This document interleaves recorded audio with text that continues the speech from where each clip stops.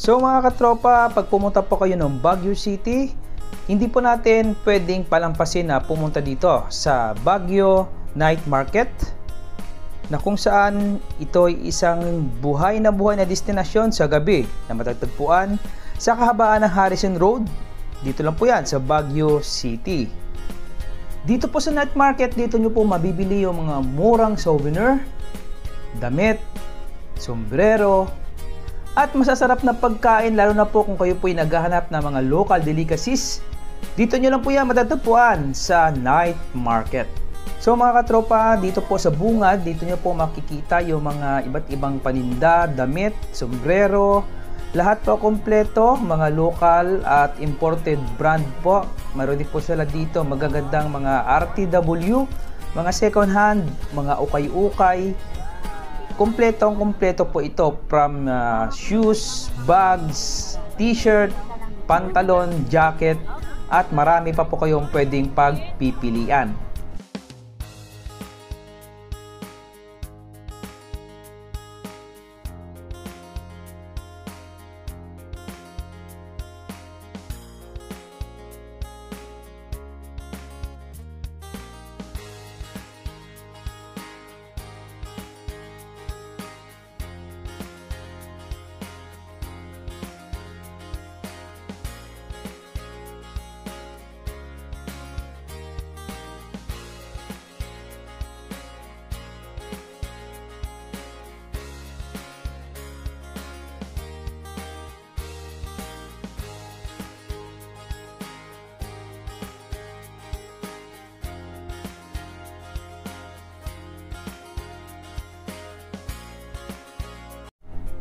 So after po namin mamili at mag-ikot doon sa mga paninda, dumiretso na po kami dito kung saan ito po ang mga pwesto o stall ng mga nagtitinda ng mga pagkain.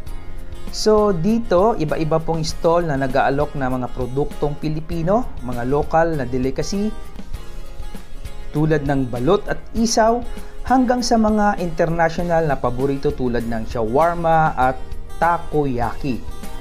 Siguraduhin subukan ang ilang mga local na delicacy tulad ng strawberry taho at binatog.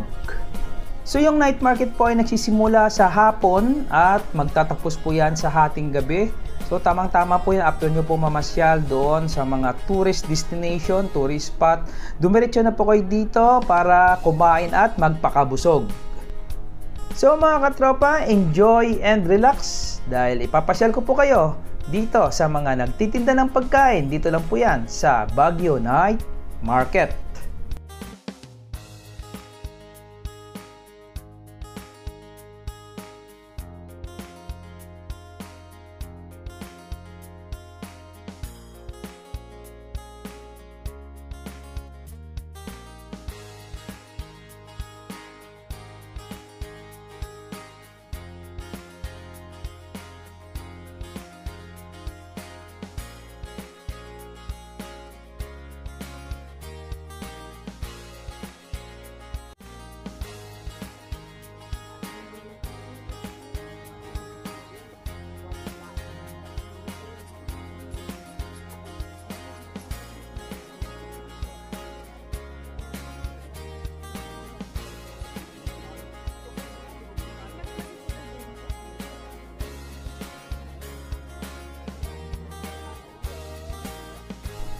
At kung mahilig po kayo sa Korean food, bisitahin nyo po yung stall na to. Nagtitinda po sila ng fried rice at mga noodles.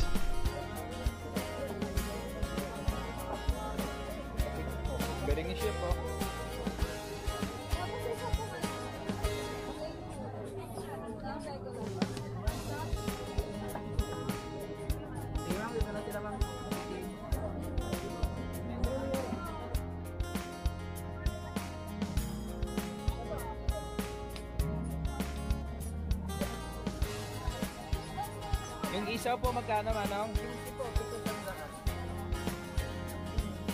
Tapos sa chicken barbecue, 110. May kasama Sige, manong isa sa akin. Ayun din po dito. Opo.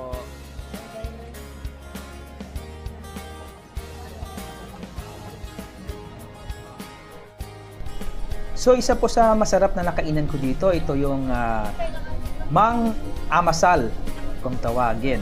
Yan. So napakasarap po ng mga grilled chicken, pork at assorted po ng mga meat na kanila pong iniihaw. Okay, thank you. Ito na ang pagkain natin. So subukan natin to, 110.